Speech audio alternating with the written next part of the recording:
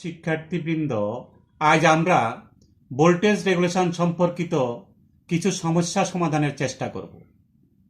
আমরা প্রথম সমস্যাটি আজকে একটু ভালো করে দেখো। সমস্যাটি অন্তত দুইবার পড়বে, মিনিমাম দুইবার পড়বে।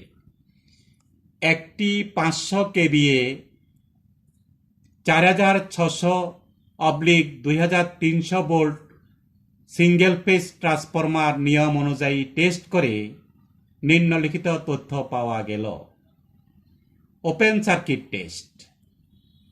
VOC সমান 2300 ভোল্ট, IOC সমান 2.3 এম্পিয়ার, POC সমান 15 ওয়াট।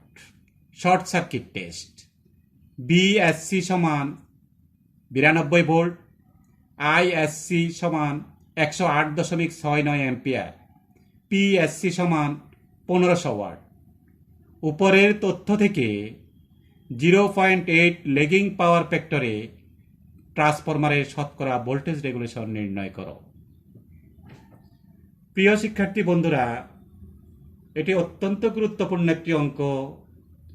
এটা প্রতিবারেই আমরা এই ধরনের একটা অঙ্ক পরীক্ষা দেখতে পাই, এবং এই অঙ্কটা সমাধান করতে পারলে তোমরা ভোল্টেজ রেগুলেশন সম্পর্কিত যে কোনো অঙ্ক অতি সহজে সমাধান করতে পারবে। আমরা আসো এখন এই অঙ্কটা সমাধানের জন্য কি করতে হবে আমরা দেখি। আমরা প্রথমে দেখি কি কি দেওয়া আছে।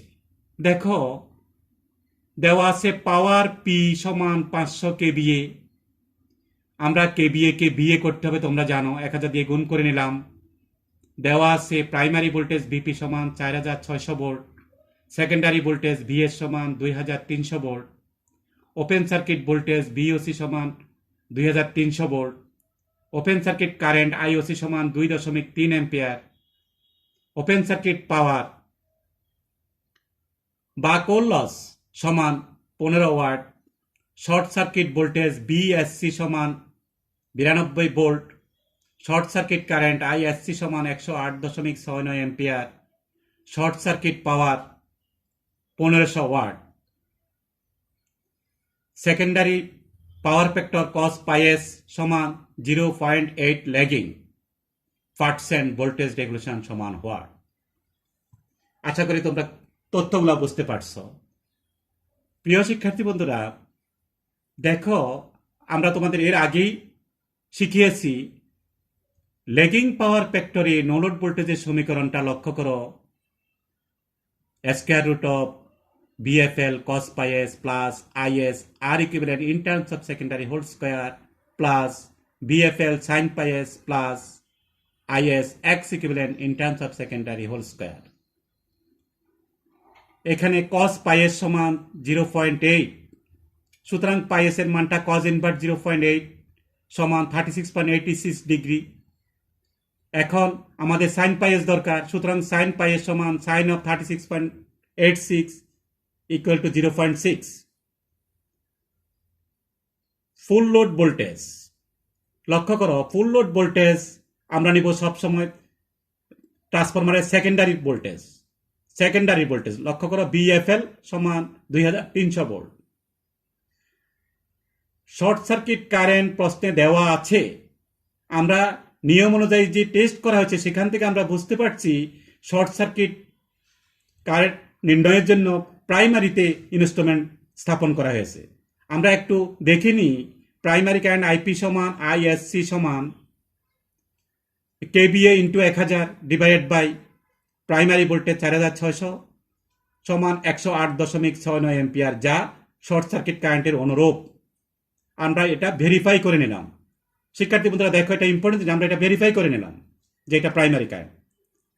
অনুরূপভাবে আমরা সেকেন্ডারি কারেন্টটা বের করি। KVA ইন্টু 1000 ডিভাইডেড বাই 2300 সমান 217.39 অ্যাম্পিয়ার। আমরা তোমাদের আগেই দেখিয়েছি ওহমস ল অনুযায়ী দেখো, ISC বা শর্ট সার্কিট কারেন্ট সমান V/Z। V/Z বলতে বিটা কি? Short circuit voltage. আর যেহেতু প্রাইমারির দিকে, তাহলে সমতুল্য impedance in terms of primary বা ZE in terms of primary. ওইখান থেকে আমরা ইকুইভ্যালেন্ট ইম্পিডেন্সের মানটা বের করি। দেখো কত বের হয়েছে, 92 ডিভাইড বাই 108.69 সমান 0.84 ওহম। আবার আমরা তোমাদের শিখিয়েছি short circuit power. Short circuit পাওয়ারের সূত্র কি? I square R. I square R মানে এখানে আই বলতে শর্ট সার্কিট কারেন্টের স্কোয়ার, আর আর বলতে কি? প্রাইমারি দিকের সমতুল্য রেজিস্ট্যান্স তথা R equivalent in terms of primary. এখান থেকে আমরা R equivalent in terms of primary বের করে নিই। PSC by ISC square 1500 divide by 108.69 whole square সমান 0.12। আবার আমরা জানি প্রিয় শিক্ষার্থী বন্ধুরা, আমরা ইকুইভ্যালেন্ট রেজিস্ট্যান্সে শিখিয়েছি R equivalent in terms of secondary সমান R equivalent in terms of primary divided by a square. এখানে এ হচ্ছে ট্রান্সফরমেশন রেশিও। একটু লক্ষ্য করো, ব্র্যাকেটে আমরা দেখাই দিচ্ছি, তোমরা সবাই জানো ট্রান্সফরমেশন রেশিও এ সমান primary voltage divide by secondary voltage.